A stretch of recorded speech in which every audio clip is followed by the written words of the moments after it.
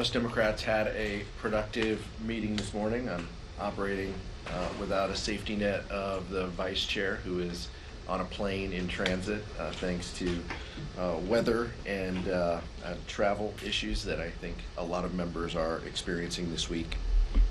I just wanted to reiterate that House Democrats are in lockstep that we need to avoid a government shutdown, which would be a disaster for our economy and a disaster for hardworking American families.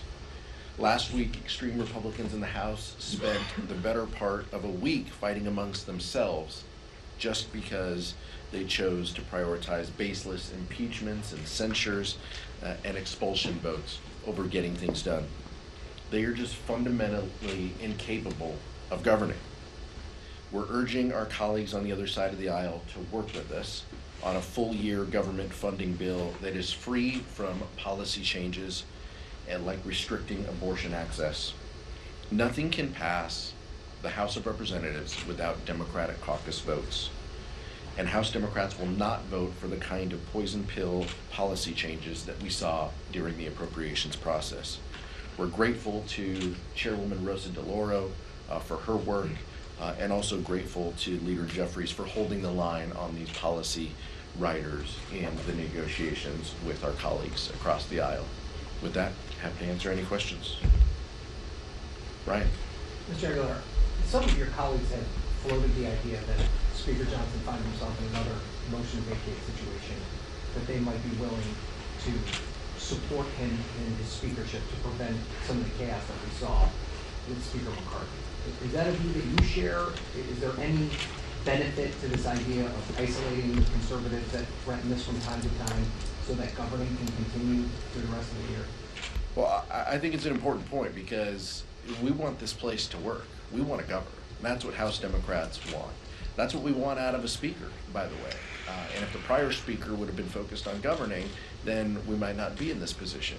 But we want to see this speaker work to govern. But we have seen, just like last week and on other issues, he chooses to listen to the most extreme voices in his conference. And if you're going to listen to Marjorie Taylor Greene on policy, then we're probably going to have some disagreements. So if he's willing to isolate some of the most extreme voices in his conference to work, then I think we can have a somewhat productive year and at least avoid the cliffs that we have and the government funding deadlines.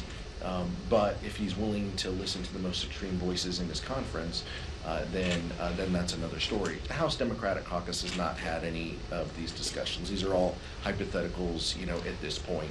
But I do want to reiterate that we want to make this place work. So to the extent we can find partners that will help do that, and a reminder that the continuing resolution, I assume this week, that we're going to vote on, that will need a significant majority of the House Democratic Caucus, we will put up the votes for that, just as we have in the past, to avoid the debt limit, to avoid government shutdown previously with continuing resolutions. House Democrats are going to put up the votes to govern. Chad? What's it like when you talk about putting these votes in the seat when we're in the minority, they have a very small majority, there's a couple of seats here, that Democrats time and time again providing the votes on these must-do bills. I mean, describe what that's like over and over again when you guys deliver the goods. Well, we want to govern, and I think that's what we always come back to is we don't mind this. We know that they are a dysfunctional majority. We know that they do not have actual votes to govern. The only thing that binds them together are some of the issues that you're seeing this week. Opposing women's reproductive freedom, opposing abortion care, supporting censures, impeachments. Those are the only things that bind Republicans together. So of course every week they're going to bring those issues up. It is truly the only thing that can get them 218 votes on any given week.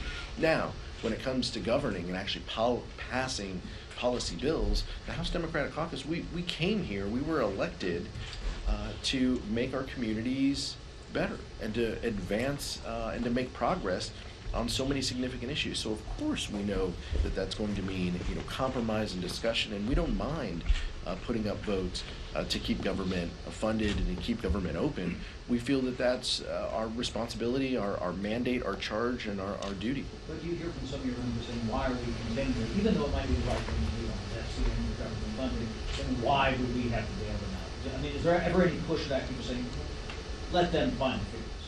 No, I think that there's pushback when we aren't part of the negotiation process and we're asked to put up a significant number of votes. And I think that's why House Democrats want to be at the table.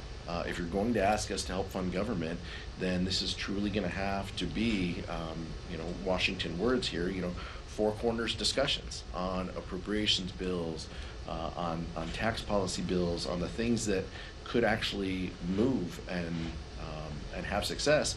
House Democrats deserve to be at the table because we're providing votes to make these policies happen. Max? This morning we saw yourself and your Jeffries and Clark and North Summerlee in Pennsylvania. Can we expect other endorsements of progressive incumbents who are facing challenges from impact on primary? I don't think it should be a surprise. House Democratic leaders support House Democratic member.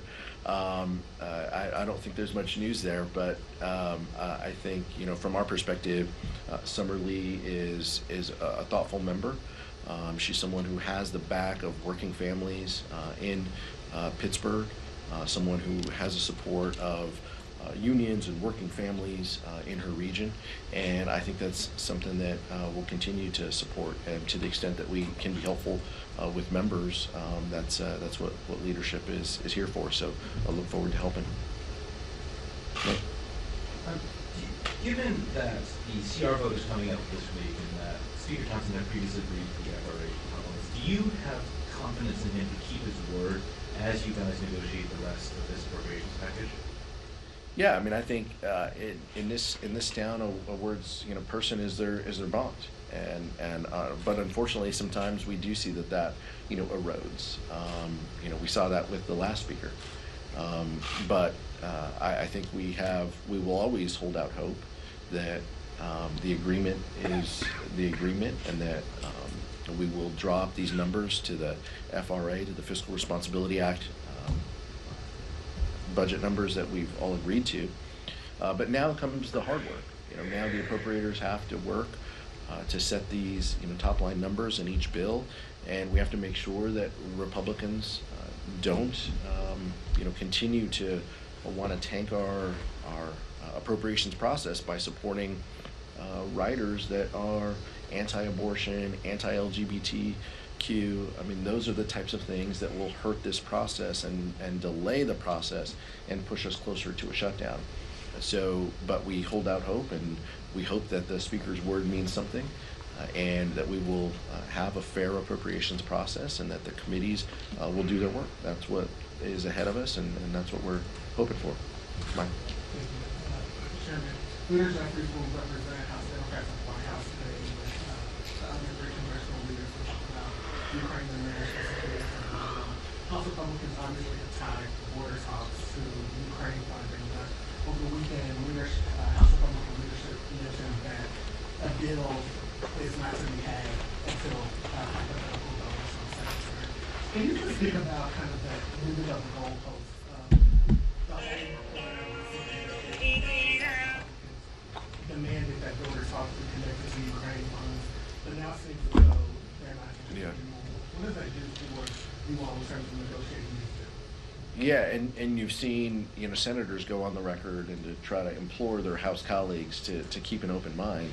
I think it proves what we talked about earlier, which is there is a significant group within the House Republican Conference who will never get to yes on these issues. They will never get to yes on anything immigration related. They will never get to yes on an appropriations process that is bipartisan. They just refuse to govern. And so I do think that they are often moving the goalposts on these issues, but it is very clear for us that Leader Jeffries will represent House Democrats at the White House. He will convey our positions, and to the extent our votes are needed, he will convey what is necessary and important for us to see. We know that the national security imperatives are important. We know funding for Ukraine Funding for humanitarian assistance in Israel is important. Military aid to Israel, Indo-Pacific priorities are top of mind and important. We also know that the National Security Supplemental contains $2.3 billion for ICE, $5 billion, over $5 billion for Customs and Border Patrol. So if Republicans were serious about addressing issues at our southern border, that would be a fair place to start, and I think that's what the president is going to implore the legislative leaders to do. You mentioned immigration. How serious is the Biden administration in securing the border? Because, I mean, the argument can be made that they're failing the American people by not securing the border right now. Oh, we believe in rules, we believe in law and order, we believe in order at the border. Like I said, if Republicans were serious about this, they would support $2.3 billion in ICE funding, $5 additional billion in Customs and Border Patrol. We're not going to fix this by building walls. We're going to fix this through broader use of technology, manpower, immigration, judges, humanitarian assistance, aid to local communities who are dealing with the frontline impacts. That's how we deal with this, but it has to be done in a comprehensive way. And unfortunately, as you've heard recently, Speaker Johnson doesn't believe in anything comprehensive when it comes to the border immigration. And a follow-up on that, we're going to have another impeachment hearing in the Secretary Mayorkas. Do you have confidence in the Secretary to do his job? I do, but I just think it's so funny that we have the Senate negotiating with Secretary Mayorkas on border solutions in one chamber, and then in this chamber they're bringing him up for impeachment for not doing his job.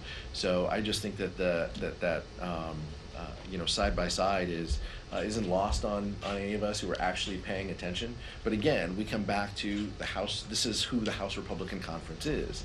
They believe in censures, impeachments. That's what brings them together. It is truly the only thing that brings them together. And the committees feel that they need to do this because it's one of the few things within the committee that they have agreement on. And if you can't pass policy bills, then they're going to continue to go down this parade. Merrick Garland, Secretary Mayorkas, I mean, just name the cabinet secretary and plug in a month. And that's probably what the agenda is going to be on the House Republican Conference side. Talking about the tax package, the tax bill that's out of the state, I'm just curious about the sense within your caucus support that, in particular, the child tax credit. Is some extension better than no extension until 2025? Yeah, we're gonna take the lead of some of our leaders within the House Democratic Caucus when it comes to the child tax credit. We believe in some of the business provisions to create jobs and to support our national economy and our local economy. Some of those provisions are incredibly important. But what we hold, in the highest regard is the child tax credit. Leaders like Rosa DeLauro have been so passionate on these issues. Susan Del Bene, Richie Torres have been leading House Democratic efforts on this child tax credit. But what we hold as the bar is the prior child tax credit that was enacted. 2.1 million children affected, lifted out of poverty just by that child tax credit. So that's the bar by which we're going to judge things. And now we'll see what the language says. We'll talk to Richie Neal, Rosa DeLauro, our leaders on this issue. But that becomes the baseline by which we judge things. Is it going to make things better in reducing childhood poverty, or is it going to make things worse? Those are the things that we're concerned about. We know that negotiations are important. We know compromise. Compromise is not a four-letter word to the House Democratic Caucus, but that's what we hold is our policy objectives, is lifting children out of poverty. That's what brings us together, and that's what we'll judge this policy on. I mean, just following up on that, at this point, it seems clear that the tax package that's been proposed would do more than what's currently being done for children in poverty, but it's not going to come anywhere near the level that, when parents were, getting checks. And so I guess I'm wondering, is that enough? Is it enough to sort of do more, even if it's not as much as 2021? Is that something that House Democrats can still support? Well, again, we'll talk to our leaders on this issue. Richie Neal will continue to engage and keep us updated We'll heed the advice of Rosa DeLoro and Susan Del Bene and Richie Torres and others who've been taking a lead in the Ways and Means Committee on this issue. Those are going to be the important things. But like I said, our goal, our objective is to lift children out of poverty. We're going to judge it by that goal and what we did in 2021, and then we'll have to make some decisions. Thank you so much. Thank you.